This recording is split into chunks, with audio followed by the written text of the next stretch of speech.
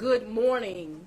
I am happy that so many of you could join us this morning. Today, as many know, in our community and in the nation, we were really and are an office that is in crisis, much like offices across the country. When I inherited this office, we faced an historic backlog. That backlog was created by two different matters. One was something that the entire country was suffering, which is COVID. As a result of COVID, cases were not indicted in this county for a year. And as a result of that, a backlog was created. I've made no secret about the fact that I also inherited an office with a historic backlog due to mismanagement, putting us in a situation where we inherited over 11,000 unindicted cases. Now, the bad news, as I stand here today, due to the rising crime and because of what we inherited, we still have around 11,000 cases. But what really brought us to the tip of the iceberg was the fact that, by right and by law, a 90-day rule went into effect, where defendants would be guaranteed a bond no matter their criminal history, no matter what they were charged with, just based on a timeline. Today I stand here very proud because me, along with a team of dedicated lawyers and dedicated investigators, have been able to avoid one of the most severe crises that has ever hit my county and our community. Today, what I can announce to you is that, by way of example, in 2019, over a 12-month period, 156 defendants were indicted for the crime of murder. Due to the team that stands behind me now, this year alone, in 7 months, because that's how long we've had to run grand jury, we have already indicted 193 murder defendants. We will exceed 300 this year. That is because people have put their personal lives on hold, they have worked weekends, they have worked nights, and they have gotten it done. They have made sure that the most vile sexual offenders were indicted and charged. Our crisis is by no means over. We understand that other deadlines are coming, that we will continue to dedicate tireless hours, but there are people that I would like to thank today. I want to thank the 7 members of the county commission who voted to give us the resources, $5 million that we need to bring on 55 team members so that we could avoid future crises. I want to thank the families of the men and women who stand behind me, who had to go without their spouses home for many, many months. I want to thank the community for believing in this office and supporting us with nice letters, with phone calls, with even agreements to do volunteer hours.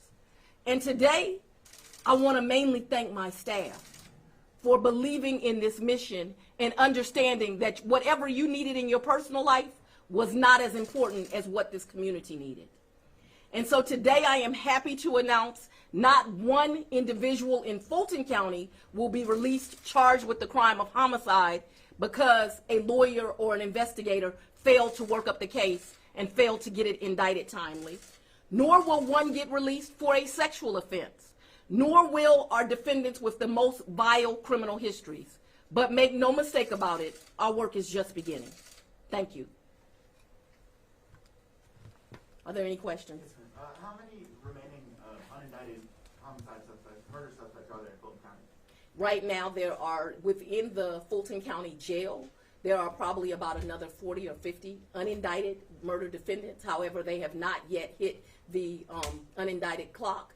There's at least another in excess of 100 that are out already on bond. Some of them long predate my administration, where decisions need to be made. 100 murder suspects are currently out on bond? Yeah, absolutely. Historically, going back many, many years. And those are... And I would say, actually, I know that number is in excess of 200. And they have been indicted? Those folks? No. What you asked me was unindicted, and so I'm only answering the question of unindicted. How do you feel, Madam DA? Tired, tired and a little bit relieved. Now, for the viewers at home who don't quite understand the process, how is this going to affect them in their day-to-day lives with this progress? Well, the reality is, as a young prosecutor, I believe that maybe when someone killed someone or did something violent, it was an aberration in their conduct. After 25 years in this business, what I have learned is that often people that offend, reoffend. What this staff and their efforts has done is made sure that these defendants will not be out to reoffend. And so it won't be what happens, it will be what doesn't happen. Up until now, how much danger was the community in? You know, we're in a crime rise, and there's no denying that, and crime is on the rise. And so I make no secret about it that I feel like all of us are in a little bit of danger. We need to be very vigilant in the way that we move. There is something ugly going on in society. But what we were facing is some very, very dangerous individuals being released. I'm not going to tell you that the last 3 months have been pleasant for my office. Some of them have probably said things not very nice about their boss. But at the end of the day, they dug in and they got it done, and they have kept society safer.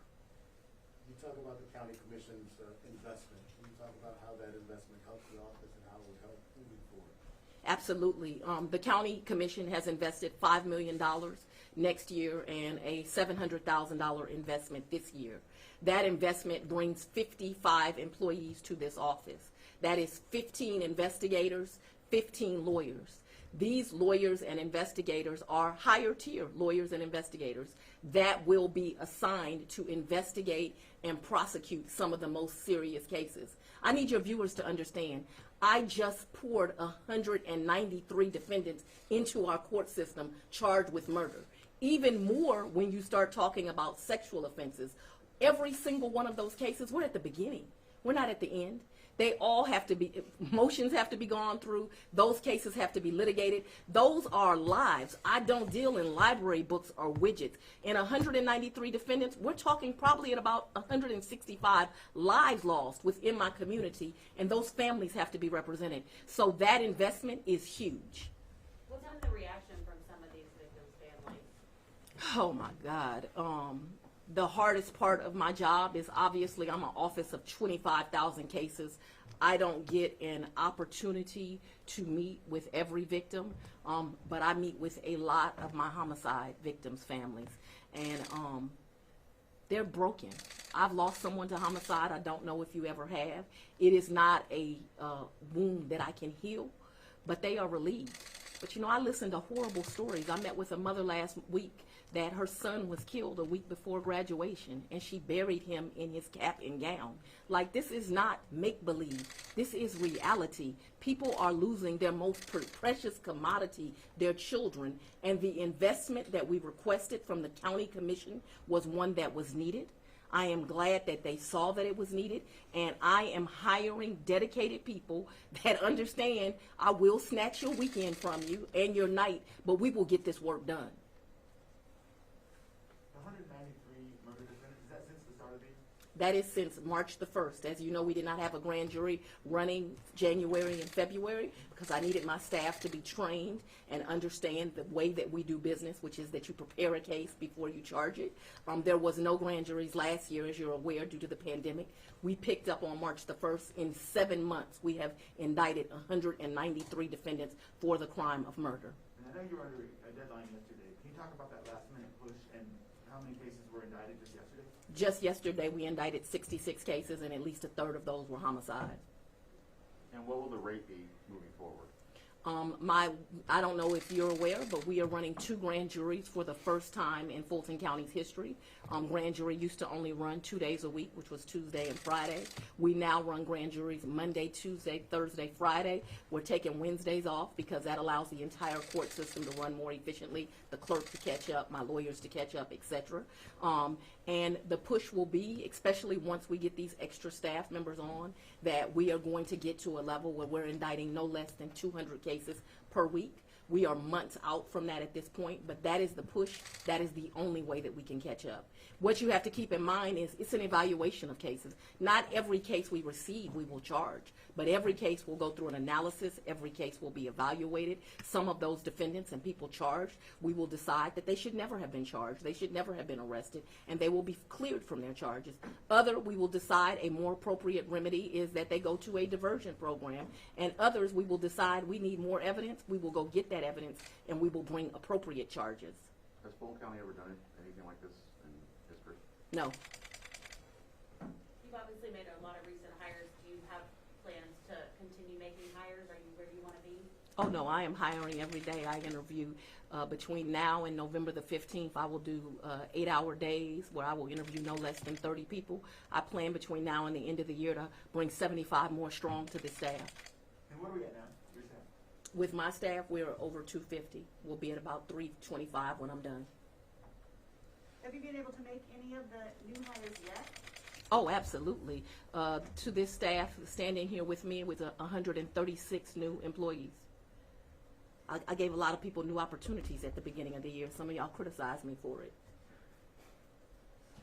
Obviously, a lot of public attention yesterday to what happened with R. Kelly in New York.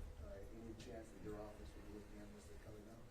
I'm certain that the office will look at the allegations, but we do not have an active, open investigation. Can you tell us about the investigation into the former President Trump? How many lawyers might have been allocated for that? What kind of budget, what kind of timeline, if any, are you working with? I know that that is the hot topic of the day. What I can tell you is there is an active, ongoing investigation. As I have told people, even when you are in a crime crisis, I do not have the right as district attorney to look the other way on any crime that may have happened in my jurisdiction. And certainly if someone did something as serious as interfere with people's right to vote, which you know as a woman and a person of color is a sacred right where people lost a lot of lives.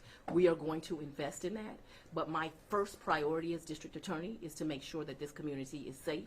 That is why I have pulled the men and women who are standing behind me to focus on that first priority. As far as a timeline, obviously the statute of limitations always gives you a 4-year timeline, but we're going to do it until it's done, until I'm comfortable. And should the facts and the law match up to a charge, the community should feel confident that this office will bring charges.